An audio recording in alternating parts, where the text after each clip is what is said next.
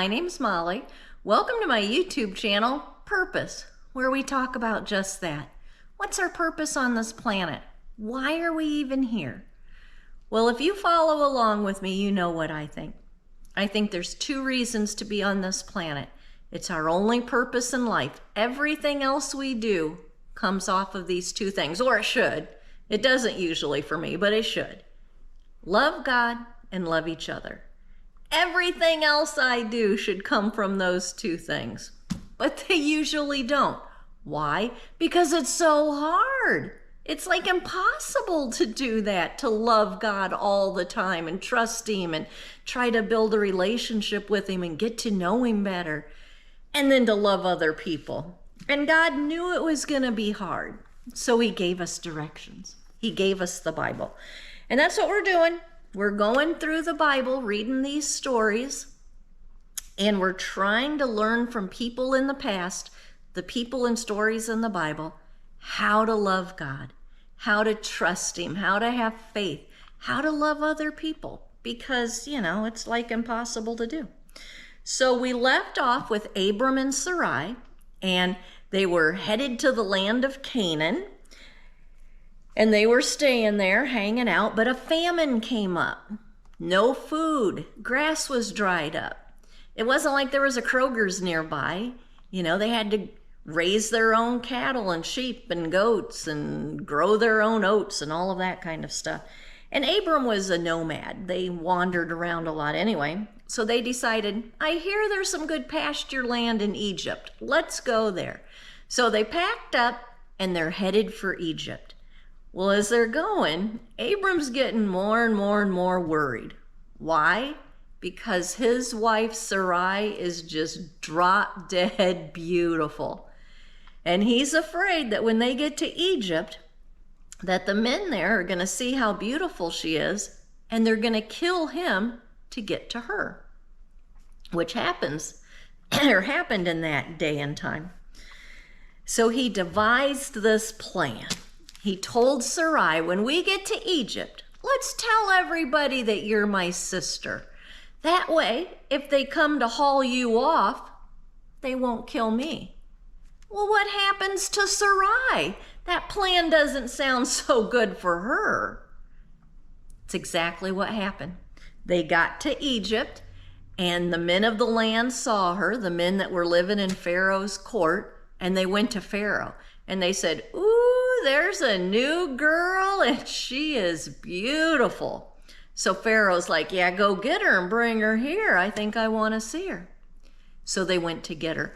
All throughout the story of Abram so far, they've called Sarai by her name, Sarai. But when Pharaoh sent his men to get her, it said, and the woman was taken into Pharaoh's house. And they start calling her the woman. I think that's because she's being objectified. She wasn't a person anymore. She's just this beautiful thing for Pharaoh to put up on a shelf and look at. She wasn't Sarai. She was just a thing. And that's sad. It's sad that Abram didn't trust God enough to fight for Sarai, that he'd just let her get hauled off. But that's what happened. She was taken into Pharaoh's house. Well, God's going to fight for Sarai. And God sent a big old plague on Pharaoh's house. I don't know what happened, but it wasn't good for Pharaoh and his people. So Pharaoh was like, send her back. Take her back. Then he found out that Abram was really her husband. And Pharaoh was like, what the heck, Abram? Why didn't you tell me this was your wife? I wouldn't have taken her. And Abram's like, well, yeah, I thought you'd kill me. Oh, what a lesson we can learn from this, first of all, when they thought Abram was Sarai's brother, they practically bought Sarai. They gave Abram all kinds of cattle and donkeys and goats, and they gave him men servants and maid servants, one of which was a woman named Hagar. We're going to hear about her later on. And we're also going to hear about another Pharaoh and another plague, but that's for another story. So Abram made out pretty good. You know, he told a big fat hairy lie and he ended up making out pretty good. But Sarai didn't. She was hurt. You know, she didn't know when she was ever going to get to go back home or if she was ever going to. For all she knew, she was going to be in Pharaoh's house for the rest of time. And Abram didn't fight for her. He didn't trust God, that God would take care of him. And, you know, truth be told, maybe if Abram had said, I trust you, God, I'm going to say I'm her husband and whatever happens, happens, maybe he would have been killed and Sarai would have been taken anyway. We don't know. But I don't think so. I think God would have protected him because God had a plan for Abraham. Abraham just needed to have faith. But regardless of that, regardless of what would have happened to him if he had told the truth, or if he hadn't lied, if he told the truth, by telling that lie, even if it was a little one, it caused him to move further away from God, and it caused harm to another person. He caused harm to Sarai.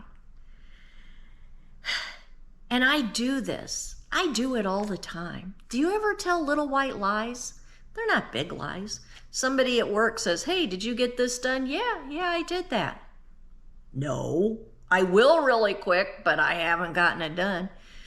Or you tell a lie to get yourself out of trouble, or you don't want a big confrontation, so you just tell a little lie rather than telling the truth. Even if you don't get caught, even if nobody gets hurt, God knows. And it just moved us further away from him. But it's so hard to tell the truth all the time. It's hard to be honest with people, especially if you think you're going to hurt their feelings. And I'm not saying be mean to people, you know, there's sometimes you can just be quiet and not tell the truth, but I think a lot of times we believe if somebody asked you, do you trust God? Do you have faith in God? Oh, yep, trust him. I have complete faith in God. Yep. Good way to find that out is put yourself in Abram's situation. Would you have fibbed to save your own life? Or maybe somebody does something mean to you. What happens? What do you do when somebody's mean to you? Maybe they say something really snarky to you and really rude. What do? Do you start getting snarky back? Do you snap back at them? Do you, I don't know, get really small and then go home and tell your husband how horrible they were and then just trash talk them to everybody who will listen to you? What do you do when somebody's mean to you? I usually get pretty sarcastic and snippy back with them, and then I go home and tell everybody who will listen what a jerk they were. And then maybe sometime later that night, hours after it happened, I'll think, oh, I moved further from God. I didn't trust him again, because that's not my first instinct. When somebody's mean to me, my first instinct is not to just say, I give this to you, God.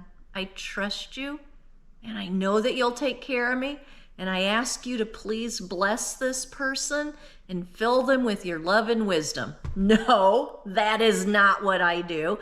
I get all mad. It's going to ruin my whole day. I'm going to be going home and telling my husband and my kids and my mom and my sisters and anybody who will listen about what a mean person that was. And then hopefully sometime that night or maybe even the next day, I'm going to say, oh God, I didn't trust you. I moved away from you. And hopefully at that point, I'll pray for that person. And I'll ask that God fill them with his love and his wisdom and his peace. And that he does the same for me. I'll ask God to open my heart, help me to understand that person, help me to forgive that person. I'll ask him to show me how to love them, to show me how to love him, because I'm weak. I'm human. I'm going to get mad. And I'm going to tell little white lies. But hopefully, the more we do this, the faster we turn to God. That's my hope. My hope is that the more I mess up, the more I'm going to catch myself and go back to God. And then hopefully it gets easier and easier and easier so that the next time somebody does something mean to me, cuts in front of me in traffic, or says something rude or tells a lie about me, hopefully then my first instinct is not going to be to get all mad and start honking at them or yelling at them or spreading rumors about them or whatever. Hopefully at some point my first instinct will be, I need you, God. I'm getting mad. I need you. Help me. That's my goal. And we're going to see that Abram takes little baby steps in that direction until he does get to that point. He does trust God and have faith that's so deep that he believes God can do anything and will do anything for him. So that's Abram and Sarai in Egypt. And I think it's kind of comforting to know that Abram's not perfect, that God called him and Abram's not doing everything right, because it gives me hope that, I don't do everything right, and maybe someday I can be like Abram. Well, next time we'll see what's going on with Abram, Sarai, and Lot as we go through their story. And maybe today, as you go throughout your day, think about people who have made you mad or who have hurt your feelings, or maybe if you're tempted to lie about something, you'll just stop and ask God for help. Ask him to show you how to love him and show you how to love other people. And I figure if we do that, I don't know, maybe 20 or 30,000 times, we'll start to do that a little faster. We won't get quite as mad. And you know what? I'm guessing we're going to have more peace in our life. I'm guessing that we're going to be happier people the more we can do that. It's my hope. Have a great day, everyone.